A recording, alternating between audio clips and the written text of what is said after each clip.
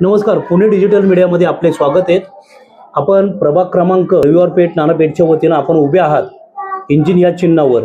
तर आपला अजेंडा काय याविषयी मतदारांना आपली माहिती द्या। मी प्रल्हाद गवळी मनसेचं गेले स्टार्टपासून सुरुवातीपासून मी मनसेचं काम करतो आणि मी जमिनीवरचा कार्यकर्ता आहे। त्यामुळे माझ्याकडे ज्या आता महिला होत्या त्या सगळ्या आमच्या घरातल्या महिला होत्या, आमच्या मित्रांच्या कोणी आई होती, कोणाच्या मिसेस होत्या, कोणाच्या बहिणी होत्या। आणि माझा एक अजेंडा असा आहे की आपला वार्ड कचरामुक्त केला पाहिजे, आपला वार्ड दहशतमुक्त केला पाहिजे, आपल्या महिलांसाठी स्वच्छतागृह बांधलं पाहिजे, आपले चांगले रस्ते केले पाहिजे, झाडं लावली पाहिजे आणि आपण no commission no passion mission म्हणून वार्डामध्ये चांगलं काम करणार। आणि तुम्ही जर आम्हाला निवडणूक झाल्यानंतर एक वर्षाने भेटले तर तुम्हाला वार्डामध्ये बराचसा फरक दिसेल।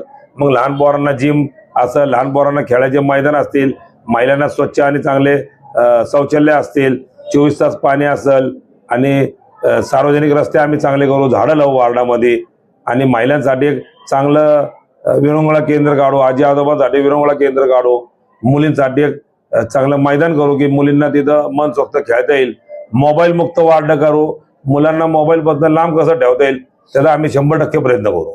आणि आपल्या वार्डामध्ये जे आहेत आता ट्रॅफिकची समस्या आहेत, आपलं कॅमेरे CCTV त्याच्यात किंवा धोकादायक प्रश्न असा निर्माण झालेला आहे की पुणे शहरामध्ये गुंड व पद्धतीचं राजकारण चालू झालेलं आहे। तर त्याविषयी आपण आपल्या पक्षाच्या वतीनं असे काय हे करणार आहे? नाही, आम्ही आमच्या पक्षाच्या वतीने आता मी निवडून जर आलो तर मी पूर्ण चौकात गल्ली बोळात पोलिसांना सांगून एक पोलीस स्टेशनला कॅमेरा अटॅच करून देऊ की जेणेकरून दहशतवाद ऑटोमॅटिक पोलिसांची दहशतीमुळे या गुन्हेगारी मुक्त होईल आपला वार्ड आणि महिलांना आणि लहान मुलांना मुक्तपणे कुठेही फिरता येईल याची व्यवस्था आम्ही करायचा 100% प्रयत्न करू। आपण आपल्या मतदारांना काय आव्हान करू इच्छिता?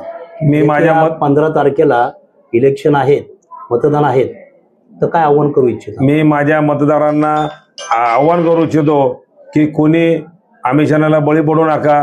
लाडक्या बहिणीचे पैसे हे काय सरकारचे नाहीये, हे कोणाच्या खिशातले नाहीये।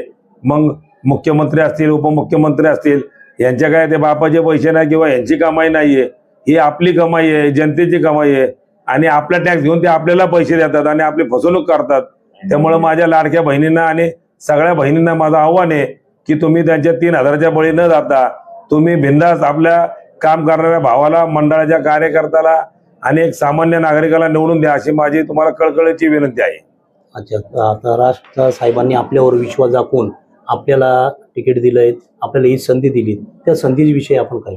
मला आमच्या वहिनी साहेबांनी तिकीट दिलं आणि राज साहेबांनी माझ्यावर जो विश्वास दाखवला त्या विश्वासाला मी कुठं तडा जाऊन देणार नाही आणि पुणे शहरामध्ये सगळ्यात चांगला वार्ड हा 1 नंबरचा वार्ड आपला असणार याची मी तुम्हाला खात्री देतो।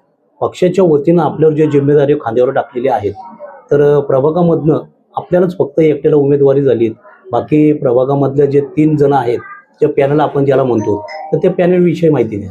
नाही, आमच्या वार्डात पॅनल हा विषय नाहीये। मनसेचा मी एकमेव उमेदवार आहे आणि माझा 1 नंबरचं चिन्ह आहे रेल्वे इंजन आणि मी गटात मी ओपन पुरुषमधनं इलेक्शन लढवतोय आणि एक ओपन पुरुषमध्ये मी एकटाच इंजिनचा उमेदवार आहे। त्यामुळे सगळ्यांनी 1 नंबरचं बटन दाबून रेल्वे इंजनलाच मत द्यावं अशी माझी तुम्हाला नम्र विनंती आहे।